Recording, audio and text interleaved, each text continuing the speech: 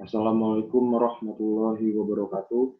Perkenalkan, nama saya Muhammad Afrandi Ansori dari kelas manajemen 18D, NPM 1841-1210. Di sini saya akan menjelaskan tentang manajemen risiko operasional. Manajemen risiko operasional adalah risiko yang timbul akibat tidak berfungsinya proses internal, adanya kesalahan manusia, kegagalan pada sistem, dan faktor atau kejadian dari luar atau eksternal. Tujuan dan sasaran manajemen risiko operasional.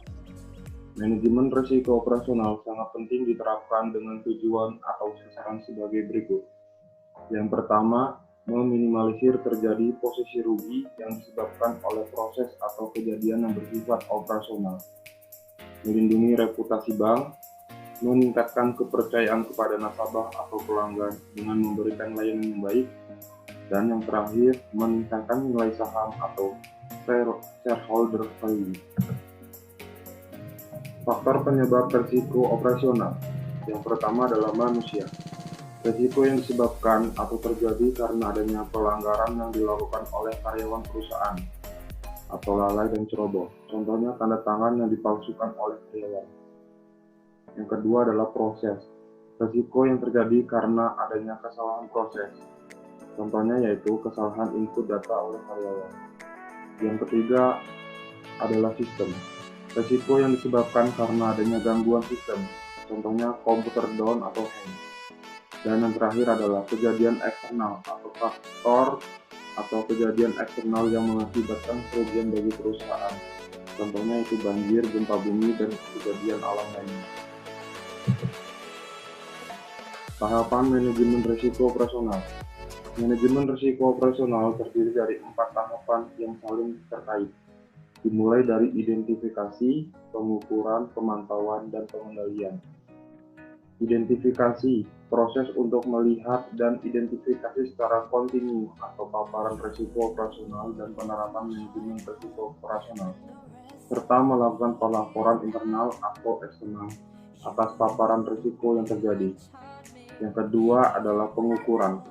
Proses menilai paparan risiko operasional pada produk, jasa, proses, dan sistem untuk mengetahui profil risiko perusahaan secara kuantitatif serta efektivitas penerapan manajemen risiko operasional.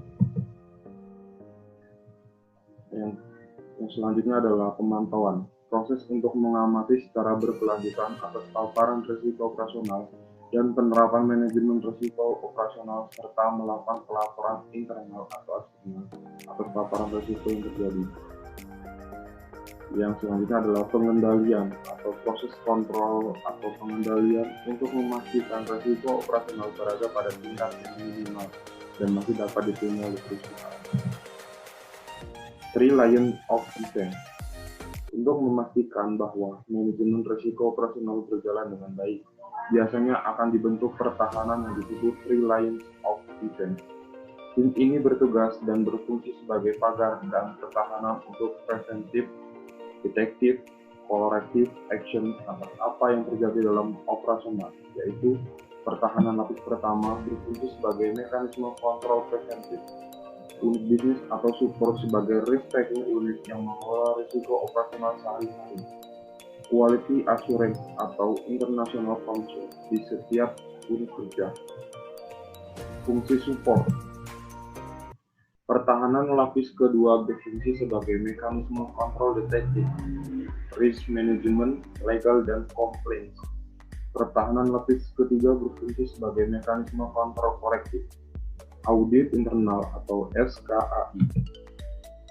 Kesimpulan, risiko operasional merupakan risiko yang umumnya bersumber dari masalah internal perusahaan, di mana risiko ini terjadi disebabkan oleh lemahnya sistem kontrol manajemen yang dilakukan oleh pihak internal perusahaan.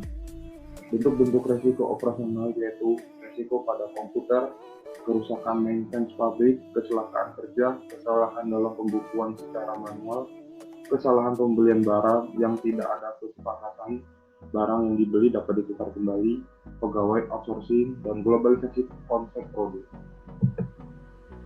Sekian dari presentasi saya. Bila ada kesalahan, saya mohon maaf. Saya Ari. Wassalamualaikum warahmatullahi wabarakatuh.